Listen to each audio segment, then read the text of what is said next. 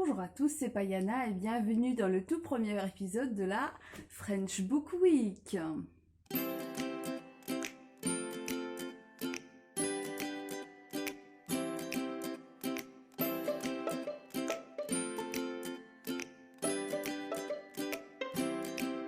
Donc, depuis le début de ma chaîne, j'essaye de trouver une façon pour un peu alterner les vidéos en français et les vidéos en anglais parce que je suis bilingue. Et je savais pas trop comment faire, donc ce que j'ai décidé de faire, c'est de faire une série de temps en temps de 7 vidéos, donc une vidéo par semaine, où je vais parler que d'auteurs français, que de littérature française ou francophone, hein, belge ou québécoise, on va voir, n'est-ce pas? Et donc aujourd'hui, je voulais commencer avec ceci, qui nous vient des éditions Inoctavo, c'est Malfron, les fantômes de la Combe, de Gérard Coquet. Voilà. Donc quand j'ai commencé à lire ce livre, alors il y a une chose qui m'énerve, c'est un peu les livres totalement simplistes qu'on met sur un pédestal, j'en ai déjà parlé. Alors, moi je sais pas trop par où commencer avec ce roman, parce que je l'ai pris parce qu'il y avait le mot fantôme dans le titre. Moi j'aime bien tout ce qui parle de trucs surnaturels. En quelque sorte, il y a des fantômes dedans. Il y a une malédiction, en quelque sorte aussi. Euh, mais je sais pas, je sais pas par où commencer. Est-ce que vous avez déjà lu un livre où le narrateur, c'était un chêne? Parce que moi, non. Ça, c'était une première pour moi. Donc dans la catégorie des choses nouvelles, la catégorie des choses originales, on peut lui dire ça, hein, du Gérard Coquet. Donc l'histoire commence au début, donc avec un gland. Et c'est le gland qui raconte l'histoire. Voilà, c'est un gland. Et ce gland, il est au bord d'une rivière et il voit une nonne venir se rafraîchir. Et la nonne, elle ramasse le gland. Et elle le met dans son corsage. Et le gland, il est super content parce qu'il est tout au chaud entre les nichons de la nonne. Et puis il s'est trouvé un copain. Il y a un mec qui est accroché à une croix et il l'appelle l'épineux. Voilà, donc c'est Jésus et puis c'est son copain, donc il est tout content. Et cette nonne, elle va arriver. Donc là, au début du livre, on est à la période de la Révolution française. Et la nonne, elle va rencontrer une sorcière qui va l'emmener chez elle. Donc elle habite Malfron, la combe de Malfron.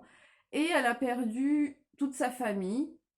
Son mari est décédé, elle a perdu ses filles, son petit enfant avec sa belle-fille. Et elle a plus personne et elle veut avoir une descendance pour la comte de Malfron. Donc elle va réussir entre manipulation et, et persuasion, elle va arriver à faire en sorte que la nonne devient sa descendance et qu'elle va assurer la descendance. Ce qu'elle va faire, elle va avoir un fils. Mais cette sorcière met une sorte de malédiction sur elle. Il faut pas qu'il y ait de filles dans la lignée. Parce que ça va quand même assez mal se terminer pour la nonne.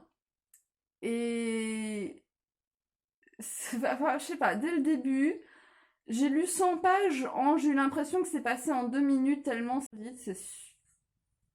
Voilà, je m'en suis pris plein la figure. Donc les deux femmes vont planter le gland qui va se transformer en grand chêne. Sauf que c'est le petit gland, donc il connaît Jésus très bien, hein, c'est son copain, et il essaye de faire appel à Dieu pour l'aider à pousser, pour protéger sa nonne. Il l'aime, il a envie de la protéger. Mais Dieu ne lui répond pas, c'est Satan qui va lui répondre sous forme d'une taupe. Je vous jure, c'est vrai. Donc on a le chêne qui raconte l'histoire, on a la taupe satanique, son copain Jésus, une nonne qui va assurer la descendance d'une sorcière. Et quand t'as lu ça, t'as lu genre 3 pages. Donc à partir de là, on va avoir la descendance de cette nonne qui s'appelle Marceline, on va avoir toute la lignée, toute la descendance, donc le fils, le petit-fils, l'arrière-petit-fils, toutes leurs histoires. Il y en a un qui va se battre dans les guerres napoléoniennes, qui dans la campagne russe et qui revient avec une femme russe, et après il y a son enfant, son fils à lui, son fils à lui, son fils à lui. Et on en arrive au jour d'aujourd'hui, on arrive en 2007, je crois. Téléphone. Et donc on a le dernier descendant qui s'appelle Augustin, qui est l'alcoolique du village. Et ce que j'avais pas dit aussi, c'est que le chêne, il a passé un pacte avec la taupe de Satan.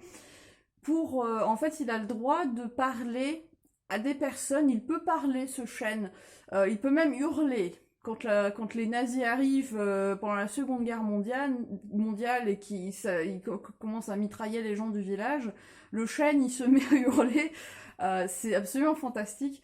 Mais le chêne il peut parler avec des personnes, mais si les personnes entendent la voix du chêne, il doit donner leur nom à la taupe de Satan pour que Satan puisse récupérer leurs âmes.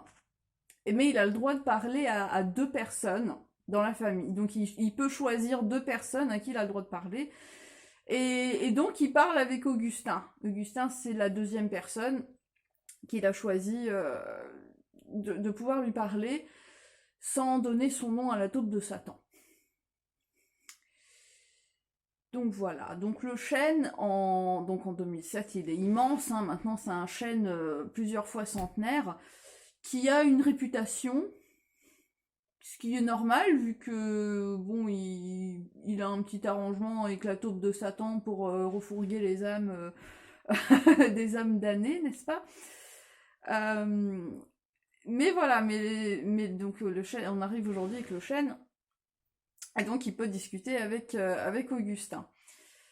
Mais arrivé à ce moment-là, il y a une collection de cadavres qui commence à s'accumuler dans le village, et donc des gendarmes qui viennent, dont une qui s'appelle Lynn. Donc à partir de ce moment-là, l'histoire prend une tournure complètement différente, c'est-à-dire que jusque-là, c'était juste la généalogie de la famille, avec toutes les histoires qui allaient avec la descendance de la nonne Marceline, la petite protégée du chêne.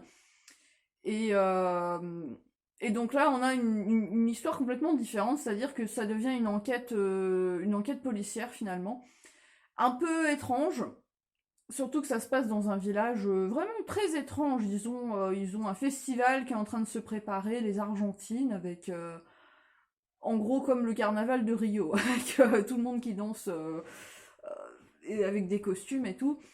Et donc l'enquête policière qui se poursuit avec une policière et un écrivain qui connaît bien le village. Donc à eux deux, ils vont essayer de retrouver le meurtrier qui a tué toutes ces personnes. Et c'est toujours le chêne qui raconte tout ce qui se passe, parce que le chêne, il est absolument au courant de tout. Il a des racines qui ont poussé partout dans le village, donc il sait tout ce qui se passe. Et puis Augustin, qui est donc l'alcoolo de service, qui est celui qui a découvert la plupart des cadavres. Et ça prend une tournure intéressante, hein. C'est assez insolite. Surtout que, enfin, dans la catégorie des livres insolites, je pense que celui-là, il mérite vraiment d'être connu. Surtout que voilà, je l'ai déjà dit, ça m'énerve beaucoup quand il y a des livres tout simples qui repompent des histoires qui existent déjà en changeant un peu les mots. Il n'y a pas de mal à faire ça, mais... Enfin, pas de mal du tout, au contraire, ça permet de faire revivre les histoires, mais le fait de mettre ça sur un... Je veux dire, quand il y a un livre comme ça qui sort, à la télé et tout, ils en parlent tout le temps, et on dirait que le gars qui a écrit ça, il a inventé l'oxygène. Ça y est, c'est l'auteur du siècle, mais... Et puis après, t'as des trucs comme ça. On en parle moins à la télé. Si j'avais le pouvoir de donner meilleur roman de l'année 2019 à un roman, dans la catégorie policier, je vous donne celui-ci, Malfron, les fantômes de la Combe, de Gérard Coquet. C'est vraiment un livre extraordinaire. Et vraiment extraordinaire. Je sais que moi j'ai tendance à m'étaler sur des trucs. Chaque fois que je lis un truc qui me plaît, je suis là, ouais, c'est trop bien. Mais là, pour le coup, c'est au-dessus de trop bien. Là, on n'est plus à trop bien, on est à méga bien. Là, tu vois, il y a très bien, il y a Gérard Coquet. Donc voilà, Gérard Coquet, c'est juste parfait. Un truc dont je n'avais pas parlé aussi, c'est la façon dont le livre est écrit. C'est écrit avec un langage vraiment très fleuri. Alors déjà que dans la langue française, on a tendance à... Il y a moyen de broder la narration avec des textes très, très fleurissants. Mais alors celui-là, lui, s'est lâché. Il s'est absolument lâché.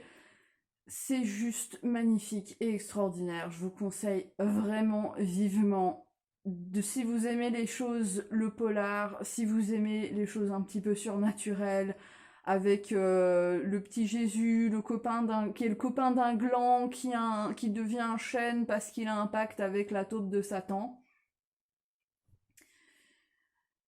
Ouais, ça vaut vraiment le détour. Merci beaucoup aux éditions In Octavo de m'avoir fait découvrir ça. Ma vie est maintenant nettement meilleure depuis, depuis que j'ai lu ça. Et voilà, Gérard Coquet qui a vraiment beaucoup de mérite. Et merci à vous d'avoir regardé. Merci à tout le monde. Hein. Le monde, il est beau, on aime bien. Et puis surtout, j'espère que la toute première édition de cette French Book Week, la semaine des livres français, vous aura plu. Et j'espère vous voir pour le prochain épisode. Bye bye!